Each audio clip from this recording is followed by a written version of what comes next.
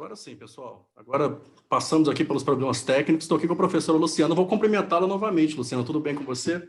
Oi, Pedro. Olá, comunidade. Boa tarde. Conseguimos nessa coisa de agora de adaptar novos formatos, né? De Não prototipar podia ter sido ideias. melhor, Pedro. Exatamente, de errar, de acertar e principalmente estar em contato com a comunidade da Fundação Dom Cabral.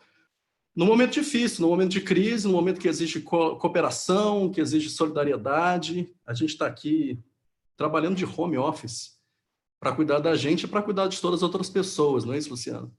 É isso mesmo. A gente, como Fundação Dom Cabral, mantendo essa premissa de ser relevante para as pessoas, com a comunidade. E é isso que a Fundação Dom Cabral faz. É importante reforçar essa mensagem, né? A gente está em casa para cuidar de si, para cuidar de todos, para cuidar também em respeito ao trabalho dos profissionais de saúde, de limpeza, de serviços essenciais. E a gente trouxe, então, a nossa decisão aqui na Fundação Dom Cabral foi, de alguma forma, compartilhar conteúdo. Pensamos muito o que fazer aqui na Fundação Dom Cabral, né? Se a gente disponibilizava algum tipo de curso ou vídeo que a gente já tinha gravado, algum tipo de conteúdo ou artigos, podcasts que já estão aí disponíveis há algum tempo e continuam sendo disponibilizados toda semana. E a gente, então, optou por estar no pulso, né, desse momento, ou seja, todo dia aqui às 16 horas, conversando com a comunidade empresarial, com indivíduos, com organizações, com equipes, agora remotas, na maioria dos casos, ou em muitos casos, conversando como que a gente pode colaborar com a sociedade nesse momento, né? E a gente abre com esse tema, né? Todo mundo em home office, nem todo mundo, a gente vai chegar lá, vamos falar sobre isso também, mas o que a gente vai aprender com isso, Luciana? Pedro, eu fiquei, desde que a gente começou a conversar sobre isso, eu, na verdade, tenho ficado bastante intrigada com algumas das coisas que eu tenho lido na internet. Algumas pessoas têm falado que a gente está passando por um experimento social, não necessariamente, porque as condições nas quais a gente entrou para casa para trabalhar não são necessariamente as condições que a gente imagina que vão perdurar por tanto tempo, certo? Então, é um experimento, mas não é. Mas, diante dessas questões, eu decidi colocar no meu LinkedIn uma pergunta para as pessoas. Eu queria entender o que as pessoas estavam pensando, falando, o que estava incomodando.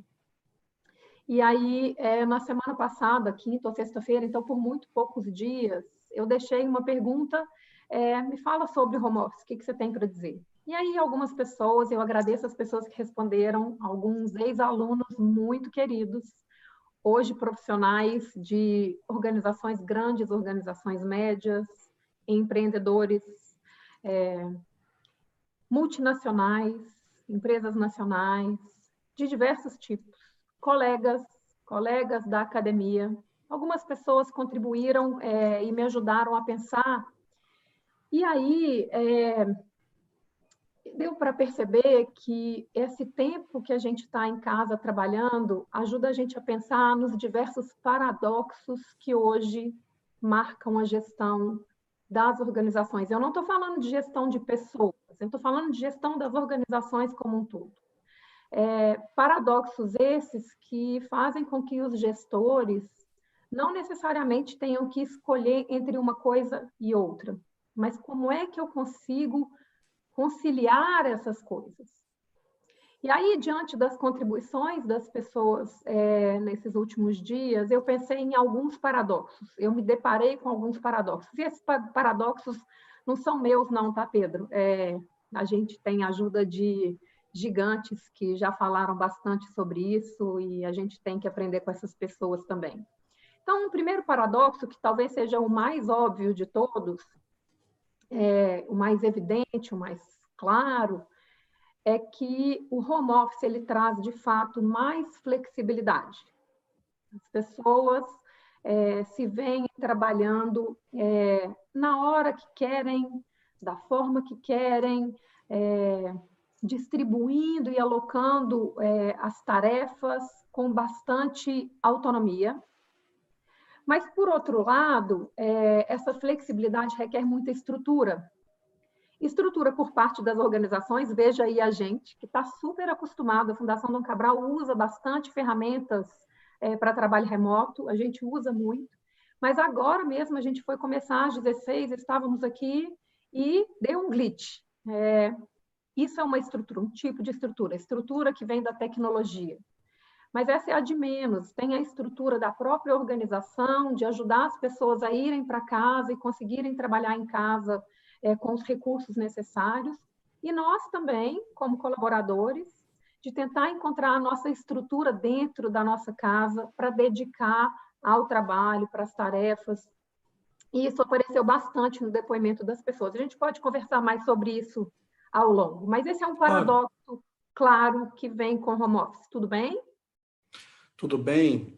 Eu fico curioso. Primeiro, quero falar para o pessoal, assim, quem não conhece Luciana é professora de liderança, de desenvolvimento organizacional, comportamento humano, e está aqui, vai trazer aqui para a gente algumas pesquisas, algumas coisas que ela já tem trabalhado aqui na Fundação Dom Cabral. Mas, eu estou aqui com o telefone na mão porque eu estou aqui recebendo as perguntas e comentários que vocês fazem no YouTube. Então, fiquem à vontade para mandar perguntas para a Luciana também. Eu vou começar, mas eu gostaria muito que as perguntas emergissem de vocês que estão nos assistindo. Mas eu tenho uma curiosidade muito grande nessa coisa do home office, né? Como é que fica a relação de líderes e liderados? Assim, tem uma inversão de poder nessa relação? Alguém está perdendo poder ou todo mundo está ganhando poder? O que está acontecendo nesse momento?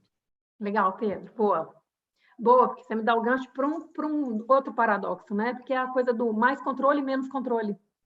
Perfeito.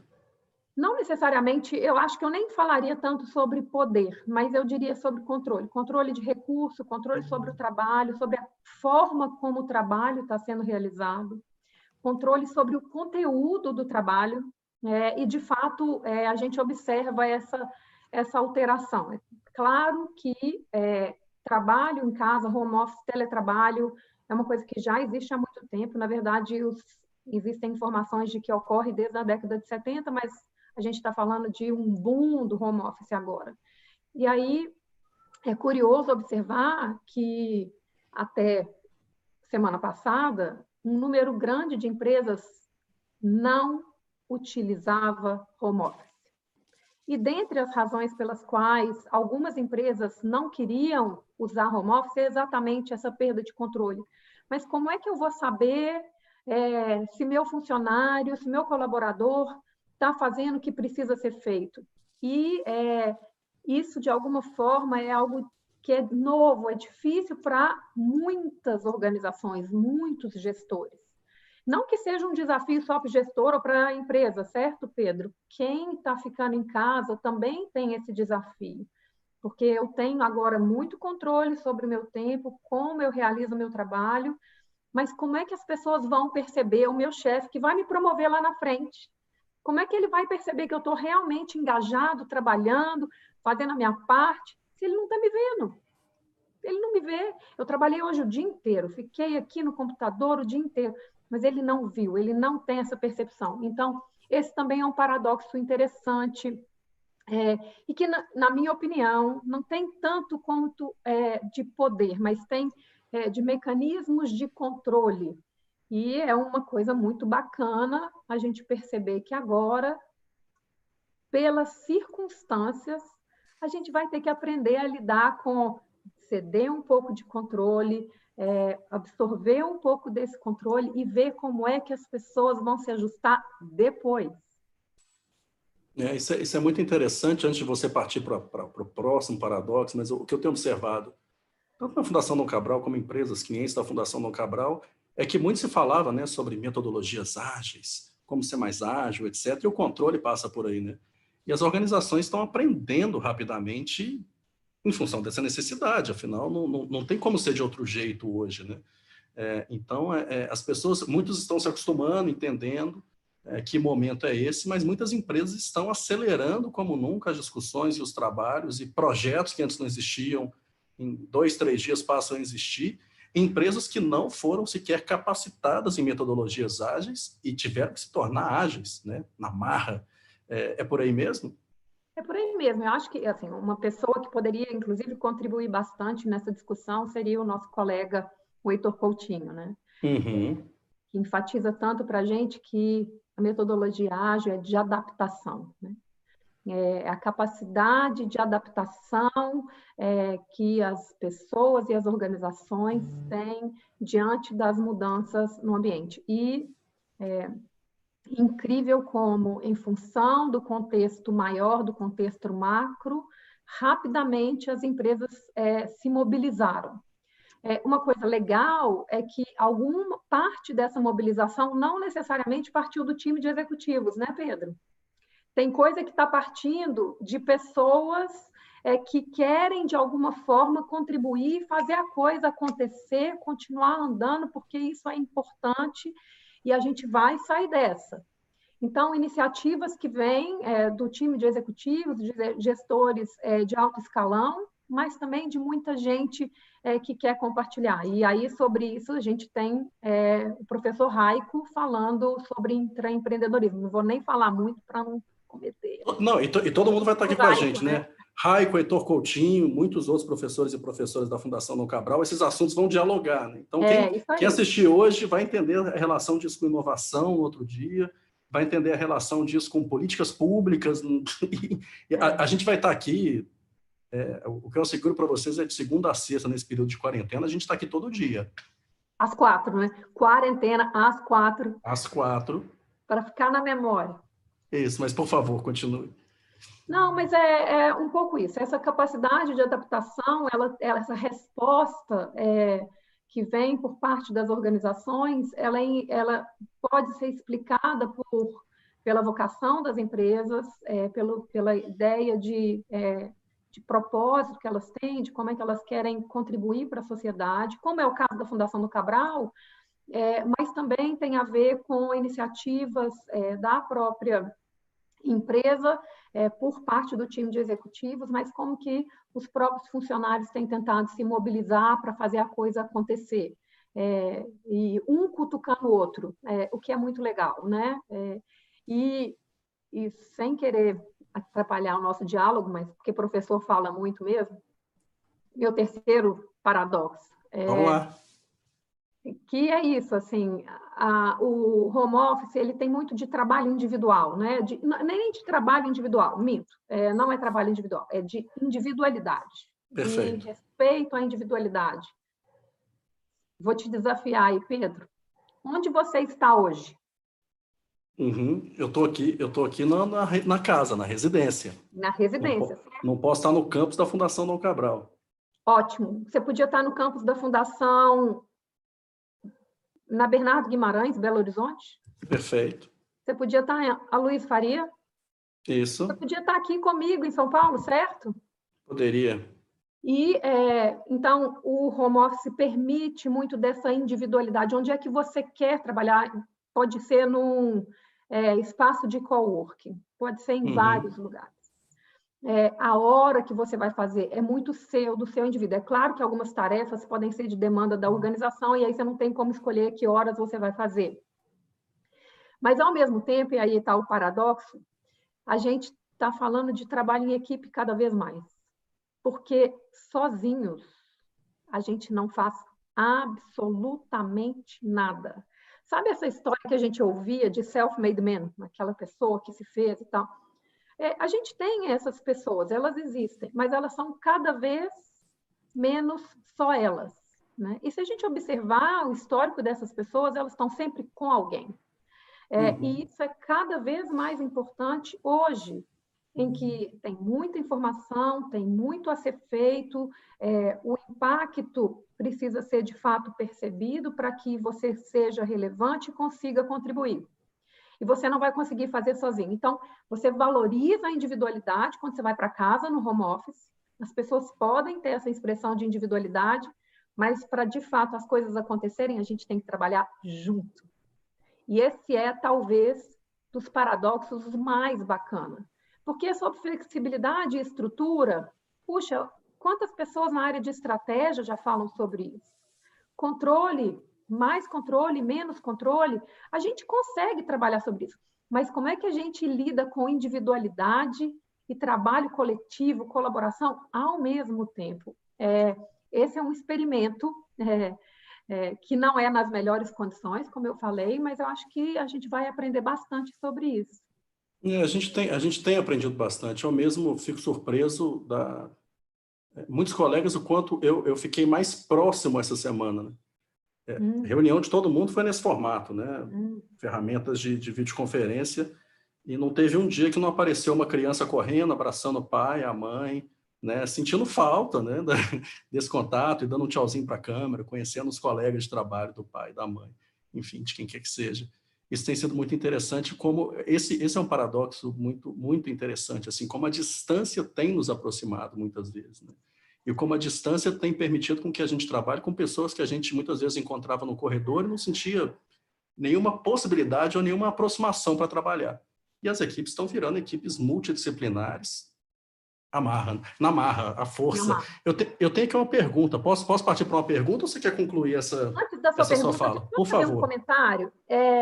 Uma das pessoas que me escreveu é porque eu achei essa observação sua, junto com o comentário de um ex-aluno. Uhum. Ele falou o seguinte: olha, e é uma coisa muito contraintuitiva, Pedro, e que tem a ver com o que você está falando sobre uma criança correndo. Eu estou esperando a Helena, minha filha, entrar aqui a qualquer momento. Se a Helena entrar, já estão avisados. Se a Helena entrar, Exatamente, já estou se deixando cachorro avisado, latir, enfim, se está tiver um liberado. chorinho no fundo. Bom, Isso. essa pessoa falou uma coisa que eu achei muito legal. Em geral, quando a gente pensa em relações virtuais pela internet, o senso comum vai dizer que é mais artificial, que não existe naturalidade, que não há espaço para espontaneidade e que por isso não é a mesma coisa. E talvez não seja a mesma coisa, e que bom que não é a mesma coisa, porque a gente quer aprender a fazer diferente, não necessariamente é melhor ou pior. Mas essa pessoa falou: eu acho que na hora que tudo isso passar, as relações nas organizações se tornarão mais genuínas. E a palavra foi genuínas, porque aí as pessoas têm mais liberdade para interagir umas com as outras com espontaneidade e não necessariamente aparecer no escritório porque eu tenho que estar lá e mostrar a minha cara. Olha que, olha que coisa interessante da gente ouvir e pensar.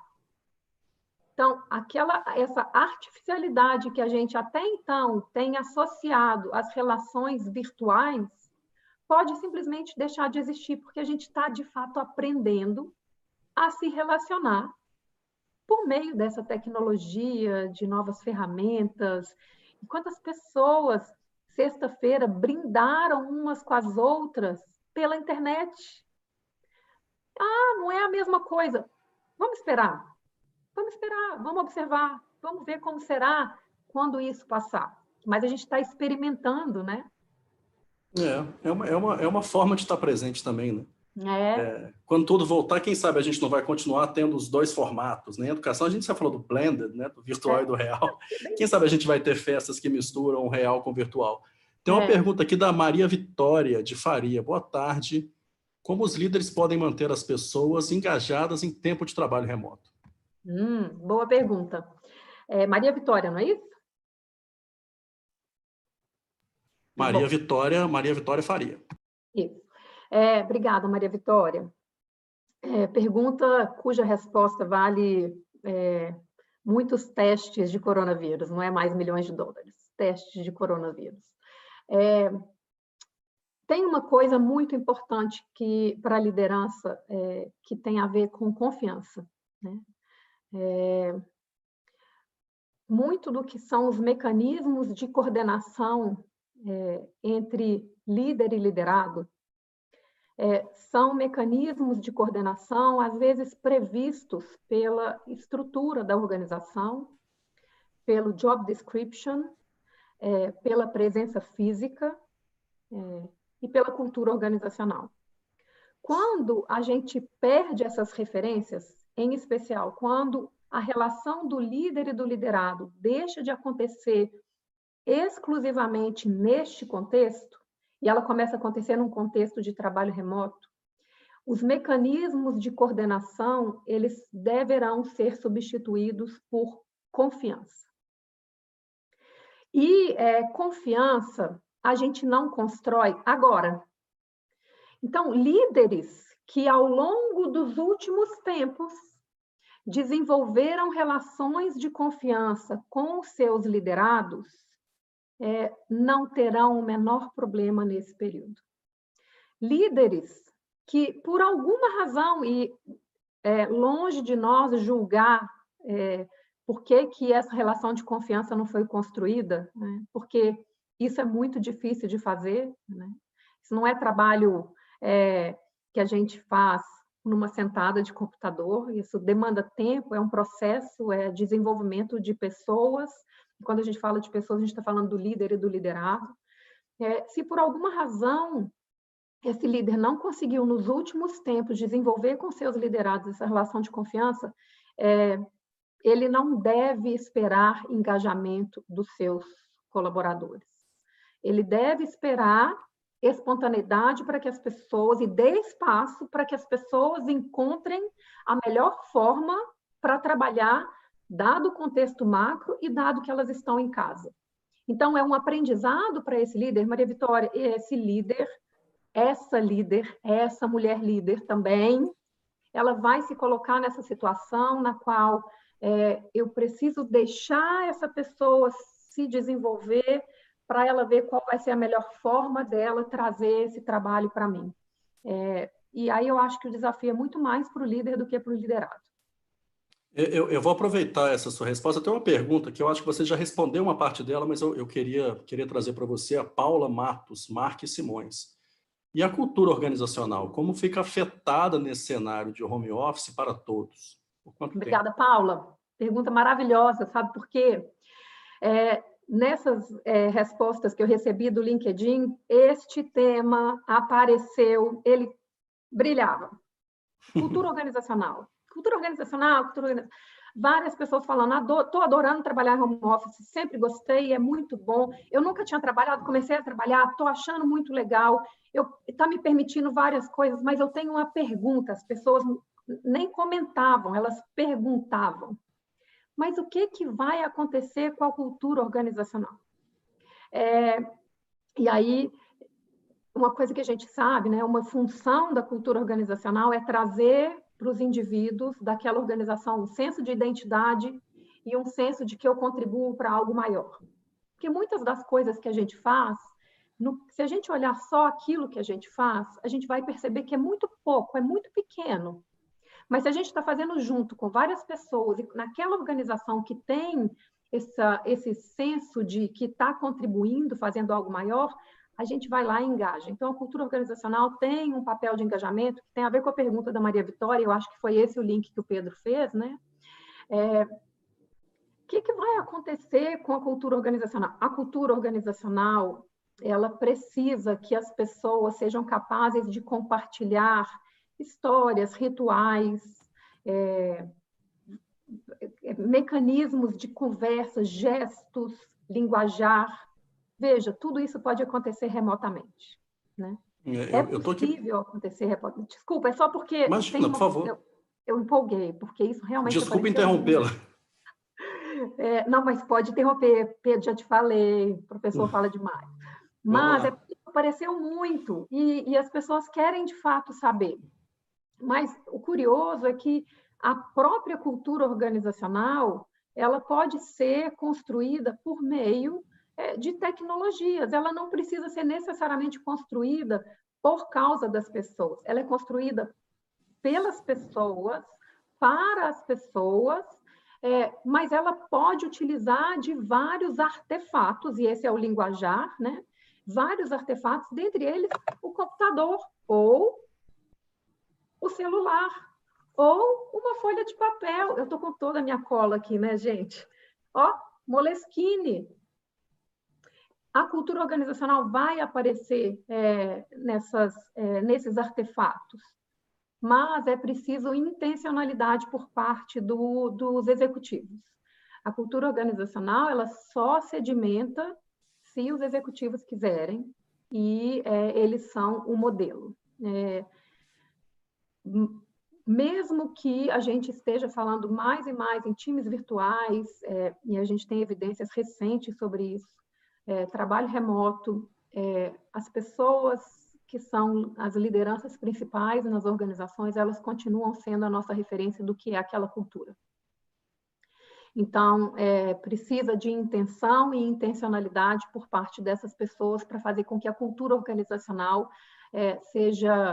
esteja aberta, vulnerável, para incorporar essas novas formas de trabalho. E, possivelmente, ela vai ser, na verdade, o grande facilitador para isso funcionar. Mas os executivos precisam querer. Eu imagino que esse é um movimento sem volta. A cultura organizacional ela vai se transformar muito afora. Isso vai trazer alguma mudança para a forma como a gente trabalha hoje. Eu fico pensando o que vai acontecer com aquelas pessoas que gostarem dessa história de home office, né? Porque daqui a pouco a pessoa pode procurar emprego assim, olha, eu vou, ou então receber uma proposta de emprego, né? Ok, eu trabalho para você, mas eu quero ficar em casa por 2 ou 3 dias de home office, porque eu gosto de ficar com a minha família, porque eu gosto de fazer yoga. Eu nunca vi tanta aula online de yoga como ultimamente, está uma febre no Instagram, lives de yoga. Ou então eu quero cuidar da minha comunidade, quero cuidar das pessoas, quero fazer algo além do meu trabalho, quero buscar meu propósito e eu preciso de tempo para isso. Você acha que a gente está num caminho que isso pode acontecer? Ou seja, quando a gente estava falando um pouco de poder e controle, isso pode chegar nesse ponto também? Pedro, acho que sim. Então, uma das razões, um dos benefícios do home office, do ponto de vista dos empregadores, é exatamente conseguir contratar de forma geograficamente dispersa, né? Essa é uma dos grandes benefícios do home office. E realmente agora que as pessoas estão experimentando, pode ser um caminho sem volta. Assim como manter alguns encontros presenciais, porque isso também apareceu na minha pequena enquete. Mas pode ser um caminho sem volta, na medida em que as pessoas querem ser mais donas do seu tempo. Elas não necessariamente tinham experimentado isso, e elas estão experimentando agora. Não necessariamente é fácil, né, Pedro? Então, quando você falou das crianças aparecendo no vídeo, um telefone tocando, ou uma panela apitando, sei lá o quê, né? Na realidade, o home office hoje não necessariamente é uma experiência fácil para as pessoas nessas condições, porque as crianças estão em casa, muitas vezes a pessoa tem um ajudante em casa, esse ajudante não está vindo trabalhar, a gente espera, a gente sabe que as famílias mais e mais não conseguem e não devem contar com os avós. Então, tem todo um arranjo dentro das casas que, nesse momento, dificulta a gente fazer essa avaliação de forma muito fria, né? Então, eu recebi há pouco tempo um colega, já estou puxando a orelha dele aí, ele falando aqui, estou mandando esse link porque a gente está com bastante tempo ocioso. Eu perguntei, ocioso? Vem para cá me ajudar então, ora bolas? Ora, Porque eu não vi essa ociosidade ainda, não consegui fazer sessão de yoga, não. tá difícil achar, realmente tá difícil achar tempo e gente ociosa por aí. Mas de qualquer jeito... Ou então as pessoas não se adaptaram, né, Luciano? O que é absolutamente natural também. As pessoas estão entendendo como trabalhar. Porque parece ser muito gostoso, né? Ficar em casa, estar com as crianças, cozinhar, embora. Mas, enfim, está todo mundo tenso nesse momento. É o momento onde as pessoas estão estressadas, preocupadas. As notícias que chegam não são exatamente as notícias que a gente gostaria de estar acompanhando. Então, a gente tem que ter uma certa compreensão também que as pessoas estão se adaptando nesse momento. E agora, uma coisa muito legal, tem um experimento, eu não posso ficar sem mencionar esse experimento, ele é um experimento de 2015, que aconteceu num centro de call center. E eles permitiram que as pessoas trabalhassem em casa por 9 meses, uma parte, né? O grupo que estava em experimento. E durante esses 9 meses, eles observaram vários indicadores, inclusive de satisfação com o trabalho. Bombou! Estamos muito satisfeitos. É muito melhor trabalhar em casa. Mas temos muitas dificuldades, porque, na realidade, eu achava que isso ia trazer mais equilíbrio na relação vida pessoal e trabalho, Mas o que aconteceu foi, na hora que o trabalho veio para dentro de casa, eu trabalhei mais. E é verdade, a gente observa um aumento no desempenho de 14%. Mas desses 14%, a gente tem 9% que são explicados pelo fato das pessoas trabalharem mais horas. E os outros, por causa de fato, um aumento, os outros 4%, por causa de aumento de produtividade. Então, na medida em que a gente se transforma, a gente aprende, a gente está se desenvolvendo, as organizações vão ter que se adaptar, porque as pessoas vão demandar mais trabalhar em casa. Elas vão querer trabalhar em casa, mas é um grande desafio para os próprios indivíduos viabilizar esse desejo de conseguir compatibilizar seus diversos interesses e as suas identidades como voluntário, como yogi, como pai, como líder, como colega. Mas eu acho que todo mundo quer aprender isso, né? Sem dúvida é um bom momento para aprender. A gente estava conversando um pouco antes de começar sobre o título desse webinar, né? Todo mundo em home office. Isso não é uma verdade, é uma expressão, né? Uma força de expressão. Nem todo mundo está em home office. Estar em home office hoje é um baita privilégio, sem dúvida alguma. E tem uma pergunta aqui que caminha para essa discussão que a gente estava tendo, da Adriana Gontijo. Como é possível trabalhar em uma equipe onde parte dela pode trabalhar online e parte só pode trabalhar presencialmente, como, por exemplo, na construção civil? Uhum. Boa, obrigada. De fato, a gente tinha conversado sobre isso, né? Então, até coloquei a mão na cara, porque é difícil mesmo. É difícil. Muito. Então, muitas vezes a gente tem a percepção de que o home office ele é um benefício, né? Então, dentre os benefícios de se trabalhar na empresa X, você tem a possibilidade de fazer home office. Mas, na medida em que home office não é exatamente ainda, né, até agora, algo que todas as empresas adotam, a gente tem empresas, em média, a gente tem entre 7% e 10% das empresas permitindo home office. Então, se a gente parar para pensar nisso, na verdade, home office não é um benefício, é um privilégio. E aí, agora, esse privilégio pode estar se tornando mais universal, mas ele nunca vai ser universal. E essa é a parte mais difícil da história. Algumas tarefas, conjuntos de tarefas, não podem ser realizadas remotamente. E aí, o desafio da Adriana, né, que ela deu o exemplo da construção civil, mas isso acontece em vários outros setores de atividade econômica, em várias outras empresas e organizações de portes muito distintos. Essa é uma desigualdade e, como tal, a gente vai ter que lidar com ela. Pode ser, Adriana, que você esteja trazendo para a gente mais um paradoxo, que eu não tinha antecipado, mas é um paradoxo, né? Que é um benefício, mas também é um malefício, no sentido de que exclui, pode ser excludente. E a gente está no momento em fazer coisas de inclusão.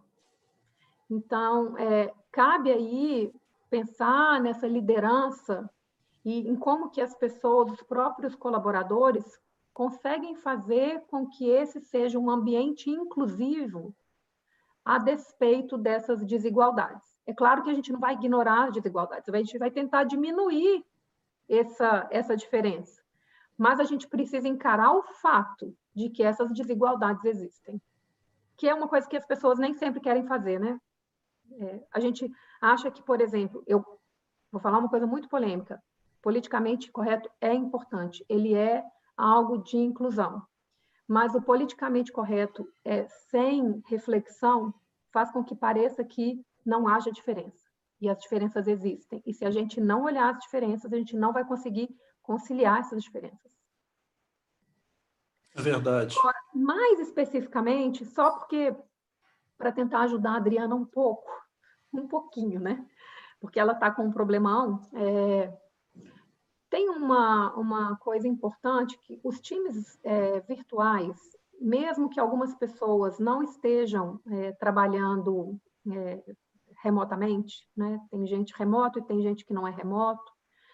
Para eles funcionarem, é importante criar um senso de identidade do próprio time, e aí as pessoas vão transmitir umas para as outras esse senso de identidade, mas também estabelecer rotinas de comunicação. A gente tem evidências muito claras e contundentes de quando você tem rotinas de comunicação, quem fala com quem, quando é que fala, isso diminui as dificuldades em você ter pessoas que estão remotas e outras não. Então, fica aí uma dica, estabelecer rotinas de comunicação que sejam inclusivas. Bacana, isso responde aqui a pergunta da Maria Elizabeth. Ela perguntou assim, como manter o senso de pertencimento e quais os mecanismos possíveis nesse momento? Maria Elizabeth, você arrancou meu couro aqui, né? Uma outra coisa, muitas vezes quando a gente trabalha numa organização e a gente está organizado em grupos ou em times, a razão da gente estar trabalhando em grupo ou em time vem de um projeto, uma tarefa que a gente pode fazer que foi demandado da organização. A gente está observando as pessoas trabalhando mais espontaneamente umas com as outras, tentando buscar soluções umas com as outras. Mais uma vez, o Raico vai falar bastante sobre isso, soluções que partem dos próprios funcionários. E aí, o que é possível fazer é as pessoas tentarem encontrar entre elas o que as une. E tem que fazer sentido para elas. Não necessariamente tem que fazer sentido para a organização. É claro que não dá para ficar descolado da organização. Mas se você encontra o que faz sentido para as pessoas, por que elas estão juntas, o senso de propósito, ele nasce naturalmente. Ele vai acontecer. Eu vou dar um exemplo muito recente que aconteceu com um time de professores da própria Fundação Dom Cabral. A gente andou discutindo bastante sobre o papel da liderança, nos momentos atuais, não necessariamente o coronavírus tinha acontecido ainda, mas aí se tornou uma realidade e essa discussão ficou ainda mais contemporânea. E a gente decidiu que a gente quer fazer alguma coisa a respeito.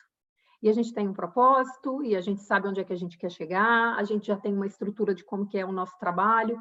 Hoje eu já recebi um e-mail de que tem mais uma pessoa que quer entrar no nosso time, e a gente vai trabalhar, e a gente vai fazer. Na medida em que aquilo que a gente quer fazer está intimamente relacionado com o que é a missão da organização, a visão da organização, é questão de tempo para que isso seja absorvido pela própria organização.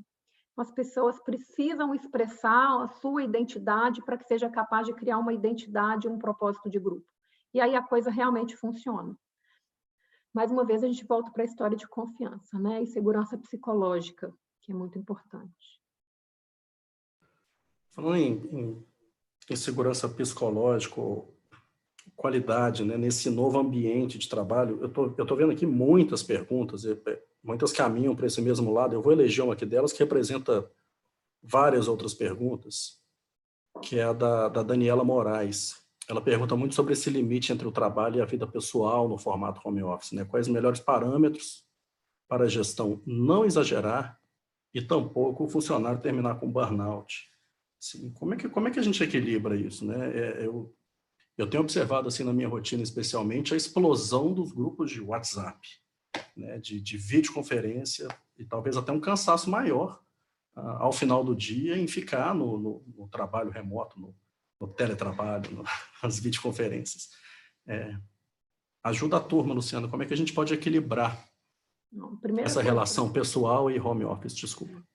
Para ajudar a turma, em primeiro lugar, é importante dizer que já tem evidência nos Estados Unidos, dados que mostram que há uma correlação positiva. Então, não existe causalidade ainda, não é que uma coisa leva a outra, mas quando você aumenta as horas em home office, você tem uma maior probabilidade de ter burnout. E esses dados de pesquisa que eu tinha citado anteriormente mostram isso. Quando a gente vem trabalhar em casa, a gente acaba trabalhando mais. E nesse momento a gente está cognitivamente exausto, porque quando a gente não está trabalhando com as nossas tarefas profissionais, a gente está trabalhando com coisas da casa, a gente está tentando fazer a coisa funcionar, e quando a gente vai ler alguma coisa, quando a gente vai para as notícias, não é nada consolador, é desolador. Então, a gente está cognitivamente cansado, independente do número de grupos de WhatsApp que você está. Mas, realmente, a coisa está explodindo, uma piada bem de mau gosto, né? Está viralizando de todas as formas, né? E isso é muito, muito difícil. A Paula tinha perguntado mais cedo sobre cultura organizacional. A cultura organizacional vai ter um papel importante em ajudar as pessoas a dizer não, desligar o telefone, não mandar e-mails em determinados horários. Se você precisar mandar o e-mail, você vai falar com o seu colega, eu não preciso de resposta imediata. Tome o seu tempo, né? E aí a gente vai precisar dessa compreensão entre pares, mas também dos gestores. E se uma cultura organizacional permite isso, não necessariamente haverá burnout. Por isso é uma questão de tempo. A gente precisa usar esse aprendizado para demandar mais das organizações esse espaço e evitar que, na medida em que a gente tenha liberdade para trabalhar em casa, isso se torne, na verdade, um fardo. A gente não quer que seja um fardo, a gente quer que seja algo em benefício das pessoas. Isso é muito importante, Pedro. Uma das coisas que eu andei pensando, eu gosto muito da área de diversidade, gestão da diversidade.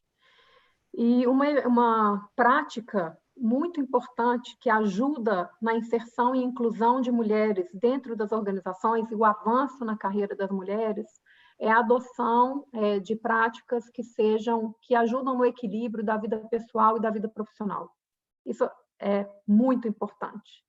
E aí, logo que as pessoas foram para uma home office, eu pensei, puxa, que bom, as pessoas todas vão sentir os benefícios de trazer o trabalho para casa e, com isso, as empresas vão usar mais isso, o que vai ajudar as mulheres, eu pensei. Mas, na medida em que a gente foi ficando cansado, o contexto é difícil, tem muita coisa acontecendo, as crianças estão em casa, eu comecei a falar, eu não sei, tem gente que vai falar, melhor eu ir para o escritório. Eu queria ir para o escritório, né? Porque isso vai me ajudar a separar as coisas.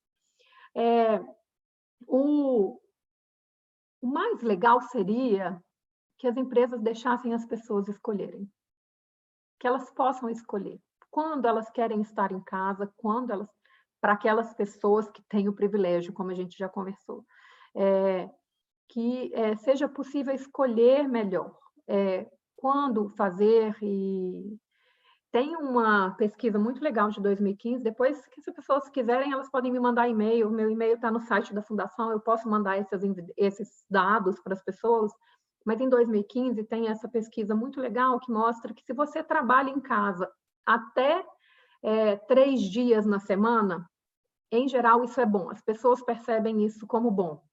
Mas se você trabalha em casa mais do que 3 dias na semana, isso começa a se tornar estressante para você. Então, fica a dica aí para a Mariana, de repente, trabalhar alguns dias em casa, mas não todos os dias em casa, quando for possível, porque, por enquanto, a gente vai ficar em casa mesmo. Vamos voltar um pouquinho. Teve um termo que você trouxe que trouxe dúvida. Janaína Faria, talvez seja dúvida de outras pessoas também, é uma dúvida absolutamente natural. Explica um pouquinho melhor o que é segurança psicológica. Ai, com prazer. Segurança psicológica é quando, num contexto social, num sistema social, esse sistema social pode ser a sua família, pode ser a sua organização, pode ser o departamento no qual você trabalha, pode ser o seu time ou o seu grupo de trabalho. Nesse sistema social, nesse contexto social, as pessoas desenvolvem relações que permitem que elas se sintam confortáveis naquele sistema social, naquele grupo, naquele time. E aí, quando ela se sente confortável, ela vai perceber que os indivíduos vão ajudar uns aos outros, não vão agir oportunisticamente e, sobretudo, não vão se utilizar das suas fraquezas contra você.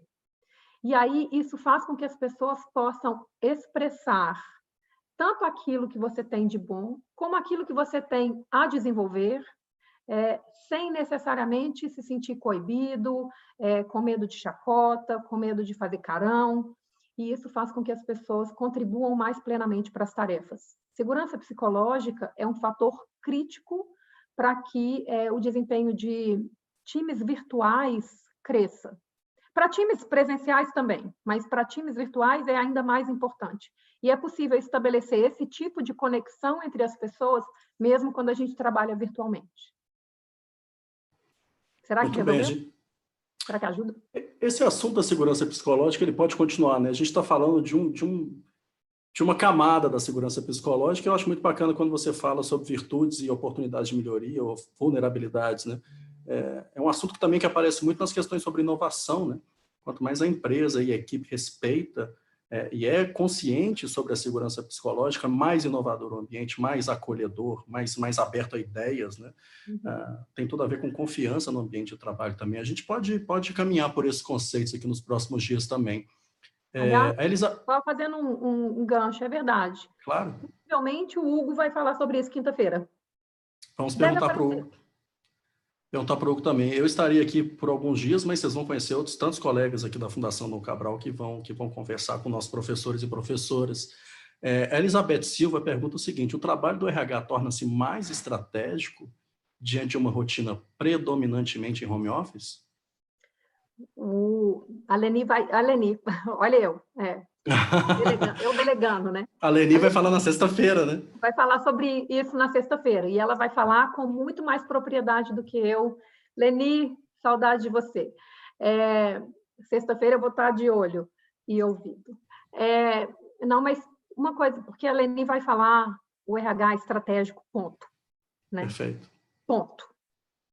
Mas, no caso de home office especificamente, o RH tem um papel estratégico fundamental de ajudar as lideranças das organizações a estabelecer esse contexto, essa estrutura que sustenta a flexibilidade das pessoas. Quem vai fazer isso é o RH. É claro que tem lá uma parte de tecnologia que não necessariamente é o RH que está pensando, mas o RH está orquestrando isso. E é o RH quem vai, de fato, permitir essa estrutura para que as pessoas tenham flexibilidade, que foi o primeiro paradoxo do que eu falei. Olha, RH esteja presente.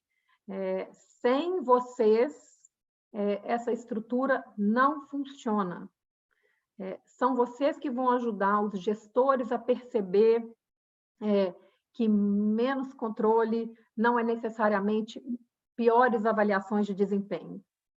Menos controle não significa que eu desengajei o funcionário. Se o RH não estiver lá para chamar a atenção dessas coisas, a estrutura não vai estar e, por isso, a flexibilidade não vai funcionar. Dicas de etiqueta, Luciana, em tempos de home office. Como é que a gente pede com jeitinho para aquele colega que está trabalhando até altas horas ou que está trabalhando... Ontem eu pedi para uma colega aqui minha da Fundação Dom Cabral me ajudar domingo.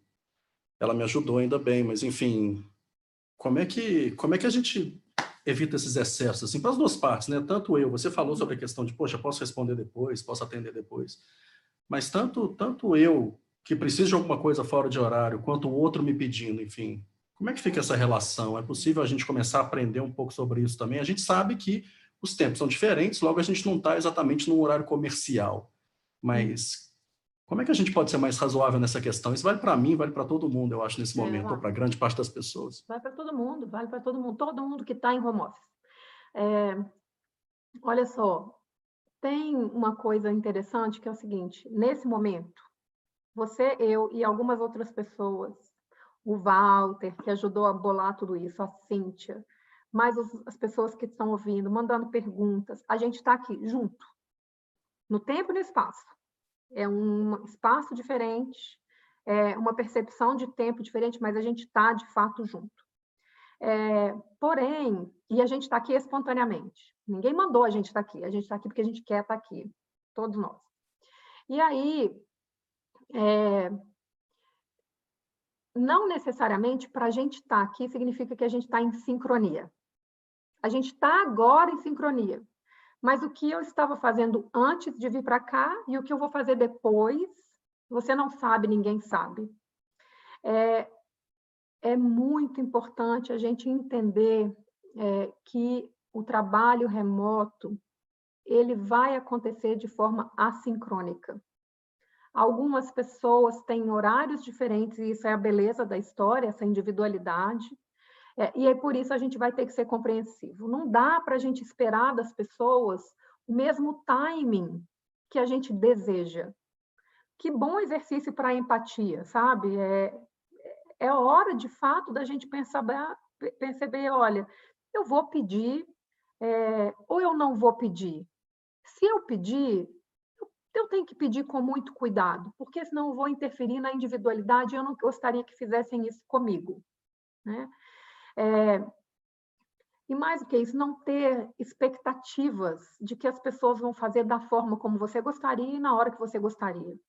Que tem a ver muito com esse papel do RH. O RH vai ter que ensinar as pessoas isso. Nesse período em que o RH está se adaptando e a gente também, a gente precisa considerar que as pessoas estão exaustas, cansadas. Elas querem fazer, mas elas estão exaustas. Na quinta-feira, eu conversei com um colega nosso via WhatsApp, e aí, de repente, eu vi que a gente estava falando via WhatsApp às 10h30 da noite. Eu já estava deitada na cama. Eu falei, isso está errado. Está errado não é porque eu estou deitada na cama, não. É porque eu estou falando com ele, gente. Ele tinha que estar deitado na cama também. Então, vamos fazer isso, né? Vamos pensar que para a gente ter expressão da nossa individualidade, o outro tem que ter essa possibilidade também. E aí isso inclui bastante respeito com o tempo das pessoas. E esse tempo não está necessariamente em sincronia. A gente tem a sensação que estamos em sincronia, né? Mas não necessariamente. É mais um paradoxo. Mas é muito lindo, né? Porque às vezes a gente se encontra. Nunca foi tão bom, tão interessante aprender, infelizmente, nessas condições, como você colocou lá atrás, mas a gente está aprendendo de uma maneira muito rápida. Para fechar aqui, só mais uma pergunta aqui do João Henrique de Paula. Eu vejo uma relação direta na maturidade do profissional com o seu nível de entrega de trabalho, principalmente no home office. Deixa eu ver se eu entendi bem. Vejo uma relação direta da maturidade do profissional com o seu nível de entrega de trabalho, principalmente no home office. Como lidar com essa diferença do nível de maturidade na equipe? Eu vou traduzir, assim, traduzir na minha cabeça, não é traduzir para as outras pessoas, não. Sou eu interpretando a pergunta. Essa coisa do nível de maturidade. A bem da verdade, diferentes níveis de maturidade vão acontecer sempre nas organizações, inclusive no mesmo departamento, no mesmo grupo de trabalho, no mesmo time. Então, em especial do ponto de vista de liderança, né, o que a gente chama de liderança situacional, cabe aos gestores e líderes a sensibilidade de ajustar a sua expectativa a depender do nível de maturidade de cada um desses colaboradores. Isso é muito mais uma prerrogativa, isso é uma coisa muito importante para qualquer gestor desenvolver, essa sensibilidade de conseguir perceber que aquela pessoa tem uma maturidade muito diferente da outra e, portanto, as minhas ações para ajudar no desenvolvimento dessa pessoa e permitir que ela faça mais e melhor vão ter que ser ajustadas. Eu nem estou falando de cobrança, tá, Pedro? Eu estou falando que esse gestor ele quer desenvolver as pessoas, ele quer que elas melhorem. E aí, como tem níveis diferentes de maturidade, ele vai ajustar as suas expectativas de desenvolvimento de acordo. Perfeito. Eu quero convidar as pessoas... Luciana, obrigado. Pera, muito obrigado. Posso falar uma coisa? Pode, claro. Rapidinho. Por favor. Só porque eu não queria terminar, só antes de falar deixar um recado. Uhum. A gente está tentando bolar para as próximas semanas, eu sei que tem muita coisa acontecendo pela própria Fundação Dom Cabral, e a gente vai seguir adiante com muitas iniciativas, mas a gente está fazendo mais uma. E muito em breve a gente vai começar a falar sobre liderança positiva. E o primeiro tema vai ser compaixão. Eu já falei sobre isso aqui? Não, né? Não. Então, a gente vai falar sobre compaixão muito em breve. Compaixão é algo que a gente, em geral, atribui às pessoas, e, de fato, a gente conhece compaixão por meio das pessoas, mas as organizações também são capazes de desenvolver e demonstrar compaixão. E a liderança positiva é parte importante de transformar as organizações nesse sentido.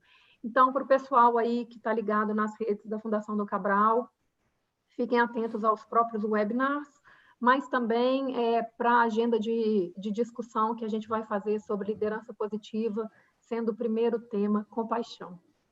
Bacana. Trabalho importante do Centro de Liderança da Fundação Dom Cabral. Vocês vão conhecer outras pessoas, Paul Ferreira, entre outros colegas aí, a Leni, que você mencionou. Quero te agradecer muitíssimo pela sua participação. Abrir esse ciclo aqui com a gente, de comunidade, Fundação Dom Cabral. A gente está super aberto a sugestões, né? Isso é uma forma da gente começar. A gente quer ampliar essa proposta com outros conteúdos. Para quem não conhece ainda, tem também os podcasts do Diálogos, Fundação Dom Cabral, que estão no Spotify. Bom trabalho aí da Cintia Lamonier, do Tomás Castilho e equipe. E eu quero convidar vocês amanhã para estar aqui com a gente de novo, às 16 horas. A gente tem o professor Raico. Raico é professor da Fundação Dom Cabral nas áreas de sustentabilidade e intraempreendedorismo. E amanhã ele fala sobre trabalho remoto. É hora de intraempreender. Então, eu gostaria de convidar vocês para voltarem aqui amanhã no canal do YouTube, às 16 horas, para que vocês possam conhecer o Raico. E a gente continua quarta, quinta, sexta, todos os dias, nesse período de quarentena. A gente espera que acabe logo, mas o nosso compromisso com vocês é que estaremos aqui de segunda a sexta-feira, às 16 horas. Obrigado a todos e todas. Desculpa é impossível responder todas as perguntas. A gente vai tentar. A gente vai entrar lá no canal do YouTube e nós vamos responder as perguntas que não foram respondidas. Contem com a gente nisso. Tá legal? Obrigada. Um abraço a toda a comunidade. Até a próxima. Pedro. Obrigado. Tchau, tchau.